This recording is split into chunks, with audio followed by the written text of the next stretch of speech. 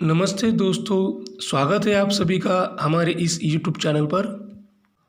आज हम देखेंगे कक्षा 9वीं विषय हिंदी लोक भारती पहली इकाई में 8वां पाठ जो एक यात्रा वर्णन है। इस यात्रा वर्णन का स्वाध्याय। चलो तो शुरुआत करते हैं। पाठ के आंगन में पहली कृति है सूचना के अनुसार कृतियाँ पूर्ण कीजिए। क संजाल।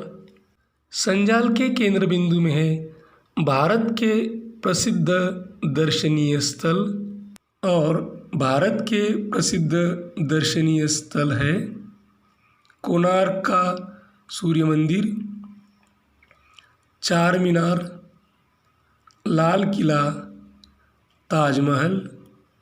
ख और केंद्र बिंदु में है चित्तौड़गढ़ में स्थित स्थान, और वे है जैन मंदिर, गोमुखी कुंड, मीरा मंदिर और कालिका मंदिर।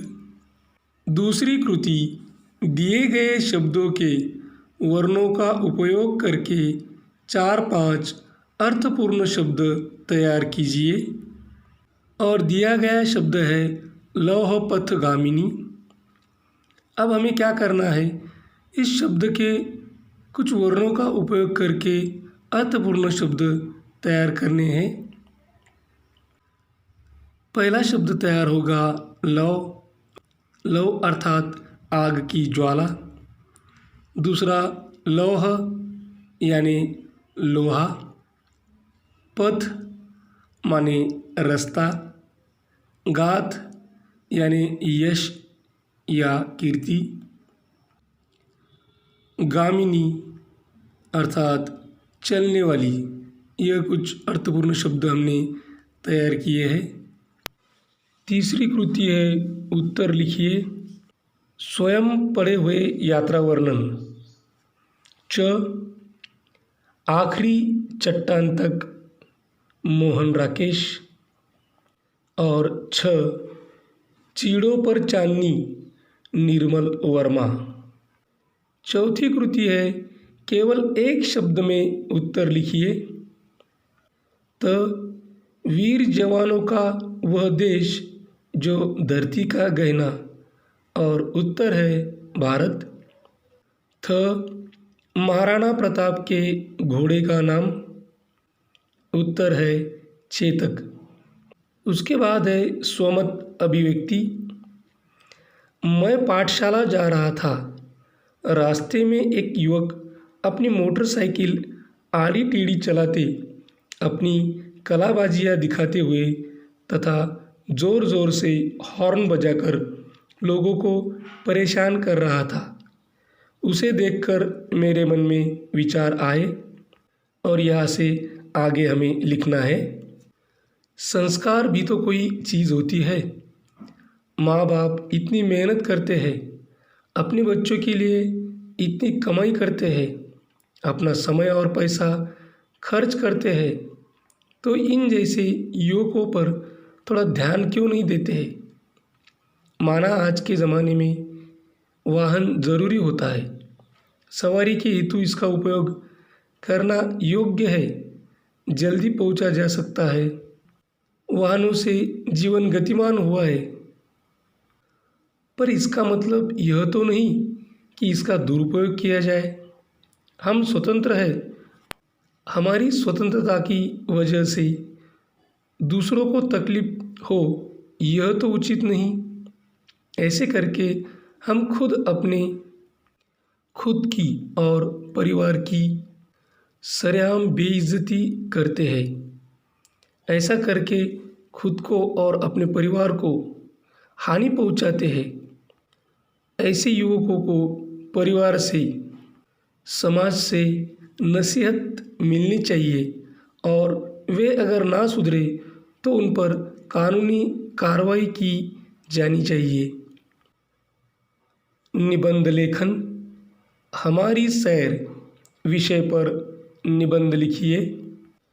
हम मनुष्य हैं, हमें सैर करना काफ़ी पसंद होता है। सैर करने हेतु हमारे पास कई विकल्प मौजूद होते हैं। इनमें बगीचा, कोई पार्क, सागर तट, चिड़ियाघर आदि विकल्प हमारे सामने होते हैं। हमने चिड़ियाघर की सैर करने का निश्चय किया। हमारे शहर के नज़दीक काफ़ी लोकप्रिय चिड़ियाघर है।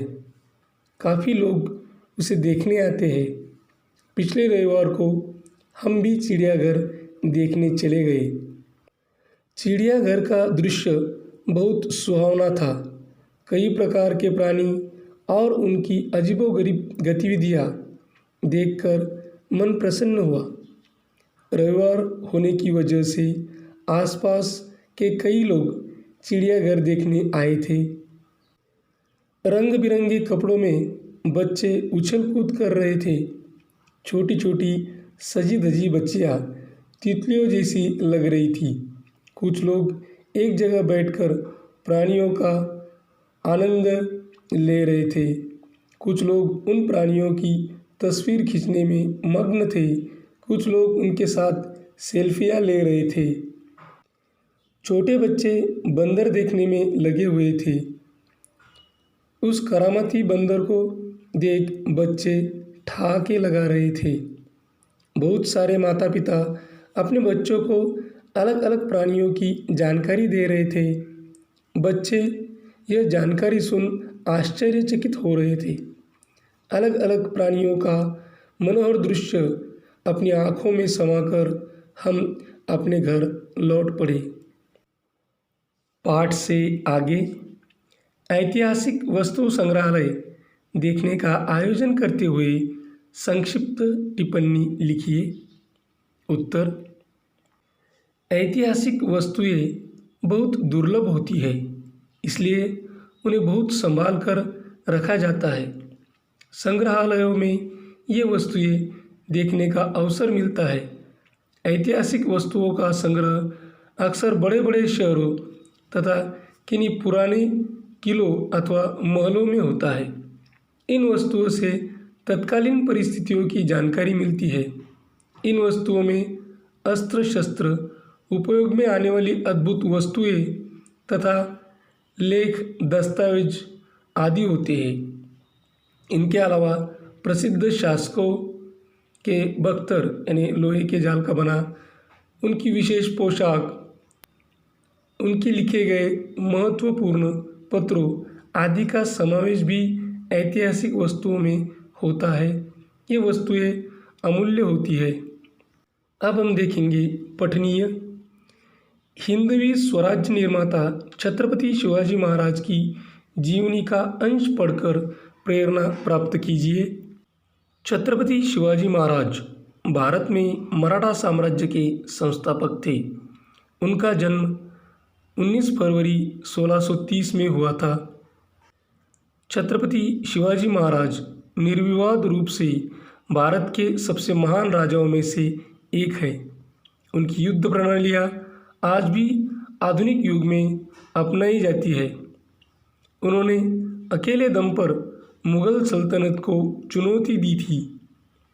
शिवाजी महाराज योद्धा थे और अपनी बहादुरी, रणनीति और प्रशासनिक कौशल के लिए प्रसिद्ध थे।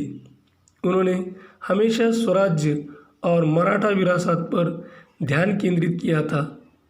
छत्रपति शिवाजी महाराज शहाजीराजे भोसले और राजमाता जिजाबाई के पुत्र थे।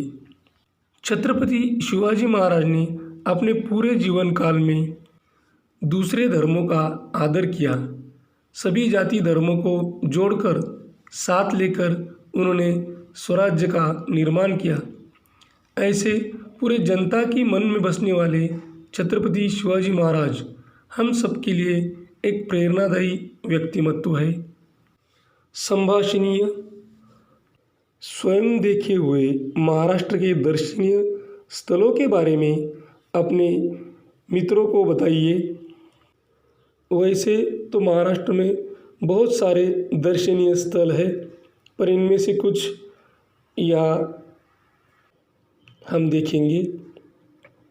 अमरावती महाराष्ट्र के उत्तर पूर्व दिशा में स्थित अमरावती देवताओं के राजा इंद्र का शहर माना जाता है। अनेक ऐतिहासिक मंदिर और अभयारण्य इसके खास पर्यटन स्थल है। यहाँ का देवी अम्बा, भगवान श्री कृष्ण और वेंकटेश्वर मंदिर पूरे महाराष्ट्र में प्रसिद्ध है। अमरावती की बीर और शक्कर झील काफ़ी चर्चित है। अमरावती जिले के चिखलदरा और धारनी तहसील में स्थित टाइगर रिजर्व 1597 वर्ग किलोमीटर क्षेत्र में फैला हुआ है। उसके बाद आता है नासिक। नासिक महाराष्ट्र राज्य के उत्तर पश्चिम में स्थित है। यह शहर प्रमुख रूप से हिंदू तीर्थयात्रियों का प्रमुख केंद्र है। नासिक में लगने वाला कुंभ मेला शहर के आकर्षण का सबसे बड़ा केंद्र है। यहाँ 12 ज्योतिर्लिंगों में से एक त्र्यंबकेश्वर मंदिर भी है। पुणे पुणे को महाराष्ट्र की सांस्कृतिक राजधानी और क्वीन ऑफ द दक्कन के नाम से भी जाना जाता है। पुणे में शनिवारवाड़ा महल है जो पेशवा का निवास स्थान था। इस महल की नींव बाजीराव प्रथम ने 1730 में रखी थी। मुंबई भारत के 4 प्रमुख महानगरों में से एक होने के साथ साथ यह महाराष्ट्र की राजधानी है। इसे भारत की आर्थिक राजधानी भी कहा जाता है। यहाँ देश के प्रमुख वित्तीय और संचार केंद्र है। यहाँ gateway of India, Haji Ali, Juhu बीच, जोगेश्वरी गुफा, हैंगिंग गार्डन, सिद्धिविनायक मंदिर, मरीन ड्राइव आदि स्थल पाए जाते हैं।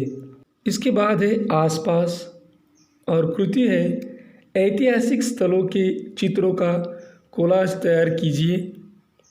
यहाँ मैंने आप लोगों को एक उदाहरण स्वरूप कोलाज तैयार करके दिया है। आप भी इसी तरह का कोलाज तैयार कर सकते हैं। उसके बाद आता है सूचना के अनुसार कृतियाँ पूर्ण कीजिए। पहला, उत्तर लिखिए। ऊँट की सवारी करने के बाद लेखिका की स्थिति। और उत्तर है मन में डर और आनंद का भाव। ख, ऊँट की सवारी का अनुभव रोमांचकारी और मनोरंजक था, यह दर्शाने वाला वाक्य। उत्तर, सभी की हृदय गति वैसी ही धड़क रही थी जैसी हमारी। दूसरी कृति जोड़ियाँ मिलाइए।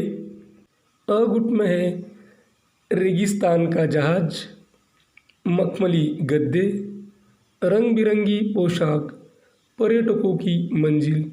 और आगुट में है सूर्यास्त, ऊँट, होटल, रेत, पर्यटक। अब हम इनकी उचित जोड़ियाँ मिलाएंगे। पहला, रेगिस्तान का जहाज यानी ऊँट, मखमली गद्दे रेत, रंग बिरंगी पोशाक पर्यटक, पर्यटकों की मंजिल सूर्यास्त। तीसरी कृति परिच्छेद में प्रयुक्त विलोम शब्द की जोड़ी लिखिए। उत्तर, नर नारी, बाल वृद्ध। चौथा, मेरा यात्रानुभव पर आपके विचार लिखिए। छुट्टी में हम सब घूमने जाते हैं। हम हर बार नाना नानी के घर पर जाते हैं, लेकिन इस बार हम हरिद्वार की तीर्थ यात्रा पर गए थे। यह यात्रा हमने ट्रेन से की। हमने वहाँ पर खूब मस्ती की। मेरे परिवार में पापा, मम्मी, दादा दादी और बड़ी दीदी है। हरिद्वार में हमारे गुरुजी का आश्रम है। हरिद्वार में हम सब ने गंगा जी में स्नान कर आरती का आनंद लिया। हरिद्वार बहुत ही सुंदर तीर्थ स्थल है। सबसे पहले हम गुरुजी के आश्रम गए, फिर हमने मंदिरों के दर्शन किए। वह हरि की पौड़ी के सामने मनसा देवी का मंदिर है। दूसरी तरफ पहाड़ी पर चंडी देवी का मंदिर है। हरिद्वार में बहुत सुंदर मंदिर बने हैं। दर्शनों के बाद हम हरिद्वार से कुछ ही दूरी पर ऋषिकेश गए। वहाँ राम व लक्ष्मण झूला नामक पुल है। यह पुल गंगा नदी पर बने हैं। पहाड़ों के बीच बहती गंगा नदी का दर्शन बड़ा मनोरम प्रतीत होता है। यहाँ से खूब बड़े बड़े पहाड़ दिखते हैं। हरिद्वार में पवित्र गंगा नदी पर हमने मस्ती की। मुझे वहाँ नई नई जानकारी मिली। हरिद्वार में दूर दूर से श्रद्धालु दर्शन के लिए आते हैं। यहाँ हर 12 साल में कुंभ का मेला लगता है। कुंभ के मेले में बहुत से साधु संत आते हैं। हरिद्वार से लगभग कुछ ही दूरी पर बद्रीनाथ, केदारनाथ, गंगोत्री, यमुनोत्री के पवित्र धाम भी है। हमारी यात्रा बहुत ही रोमांचक व यादगार रही। हमने घूमने का मज़ा भी लिया और हमारी तीर्थ यात्रा भी हो गई। यहाँ हमें प्रकृति की सुंदरता देखने को मिली। अब अगली गर्मियों में हम 4 धाम की यात्रा पर जाएंगे। लेखनीय चित्तौड़गढ़ बोलने लगा तो अपने शब्दों में लिखिए। मेरा निर्माण 7वीं शताब्दी में मौर्य के शासनकाल में हुआ। मेरा नाम विशालतम किलों में लिया जाता है। मैं एक ऐतिहासिक धरोहर भी हूँ। मैं 180 मीटर पहाड़ी की ऊंचाई पर हूँ। मैं 834 सालों तक मेवाड़ की राजधानी रहा। मुझ पर राजपूत सूर्यवंशी वंश के वंशजों ने 7वीं शताब्दी से 1568 तक शासन किया। पहली बार अलाउद्दीन खिलजी ने मुझ पर शासन कर रहे रतन सिंह को पराजित किया। दूसरी बार गुजरात के सुल्तान बहादुर शाह ने विक्रमजीत सिंह को और तीसरी बार अकबर ने उदय सिंह को पराजित किया। मुझ पर शासन करने वाले राजाओं में से महाराणा प्रताप का नाम भारतीय इतिहास में गुंजायमान है। इनकी वीरता की गाथा पूरा भारत देश गाता है। यह एक ऐसे राजपूत थे जिनकी वीरता को अकबर भी प्रणाम करता था। मेरे वीर सैनिक महाराणा प्रताप का नाम भारतीयों के लिए प्रेरणा स्रोत है।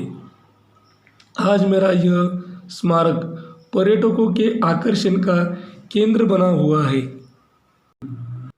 मौलिक सृजन ऐतिहासिक स्थलों की सुरक्षा एवं संवर्धन करना हमारा कर्तव्य है। इसके आधार पर चर्चा कीजिए और दिए गए मुद्दों से सूचना फलक तैयार कीजिए। और मुद्दे दिए गए हैं: कूड़ा, कचरा, प्लास्टिक, वास्तु की सुरक्षा, विरासत के प्रति आस्था। तो इससे पहले हम ऐतिहासिक स्थलों की सुरक्षा एवं संवर्धन करना हमारा कर्तव्य, इस आधार पर चर्चा करेंगे। ऐतिहासिक वस्तुएं इतिहास का दर्पण होती है। प्राचीन काल की सभ्यता, संस्कृति आदि की जानकारी उस काल की चीज़ों अथवा उसके अवशेषों से ही मिलती है। यदि ऐतिहासिक चीज़ों का संरक्षण न किया जाए तो आने वाली पीढ़ी अपने इतिहास के बारे में कभी नहीं जान पाएगी। अतः ऐतिहासिक चीज़ों का संरक्षण आवश्यक है। अब हमें कुछ मुद्दे दिए गए हैं, उन पर सूचना फलक तैयार करना है। पहला मुद्दा है कूड़ा, कचरा, प्लास्टिक, और इस पर हम सूचना फलक तैयार करते हैं। कूड़ा कचरा इधर उधर ना फेंके। कूड़ा, कचरा, प्लास्टिक कचरा कुंडी में डालें। प्लास्टिक पर्यावरण के लिए हानिकारक है। यह प्लास्टिक की चीज़ें लाना मना है। प्लास्टिक की चीज़ों का इस्तेमाल ना करें।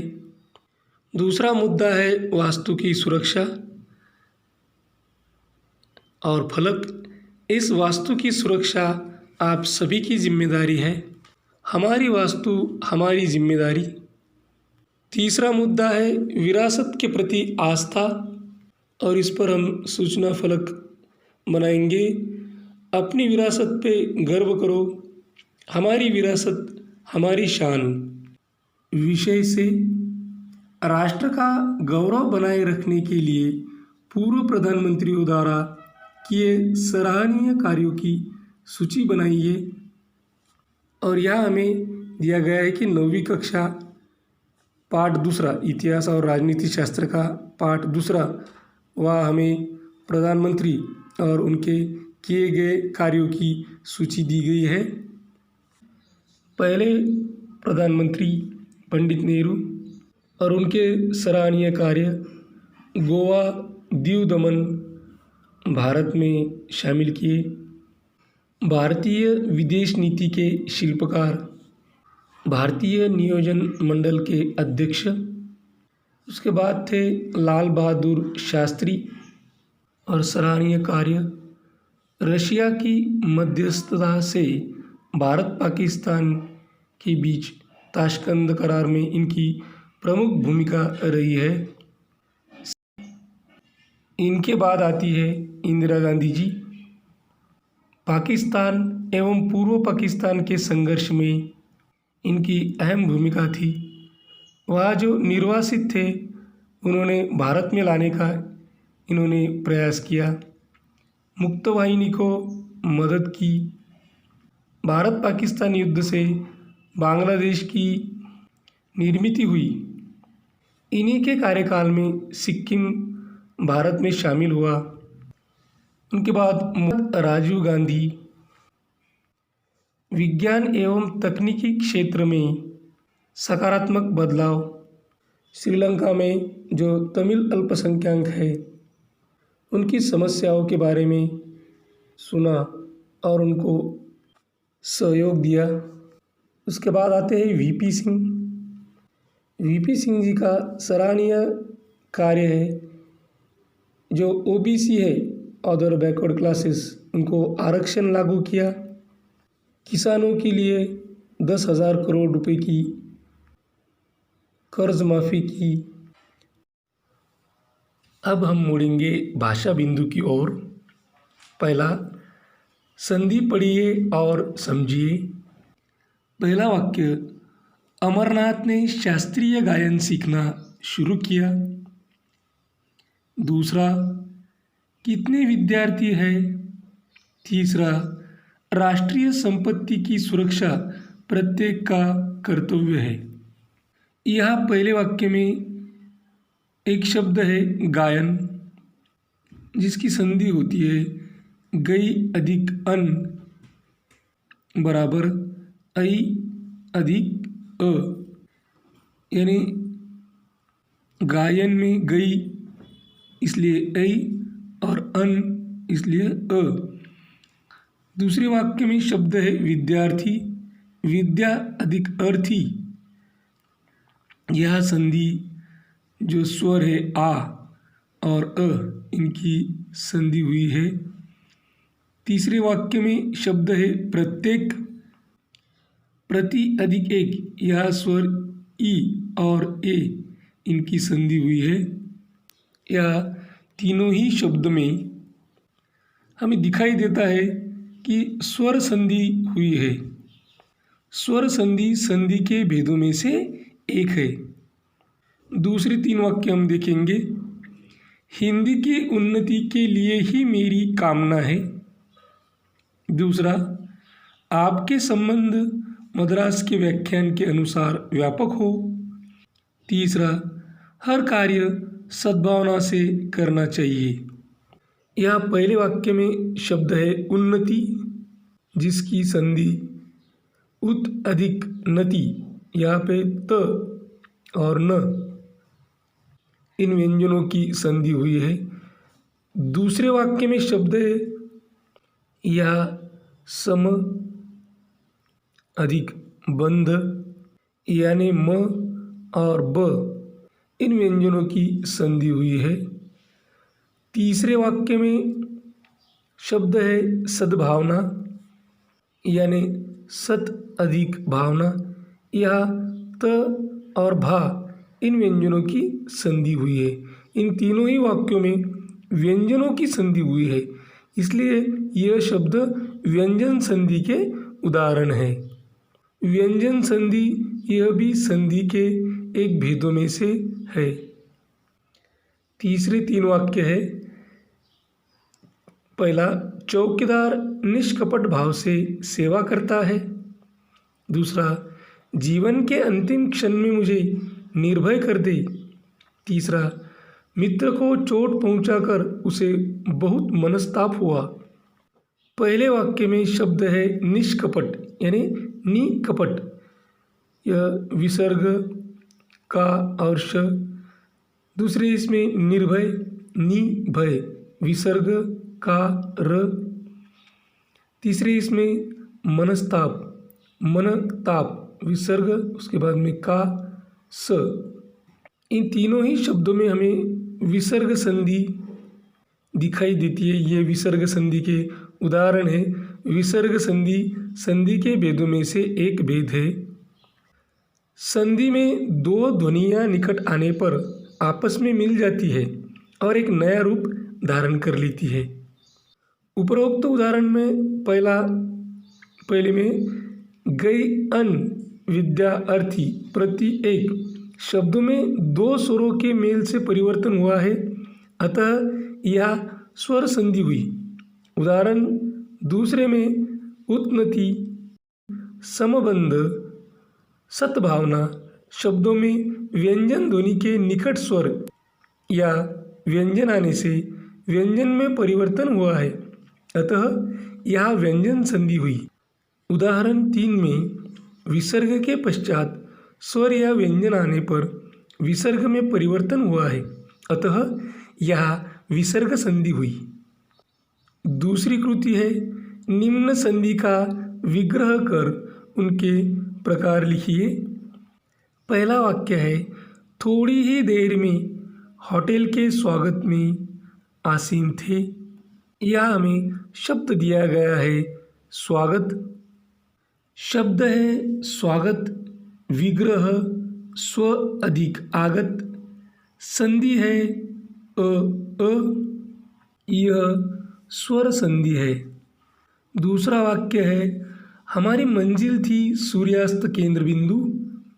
शब्द दिया गया है हमें सूर्यास्त, विग्रह सूर्य अधिक अस्त, संधि अ, यह भी स्वर संधि है।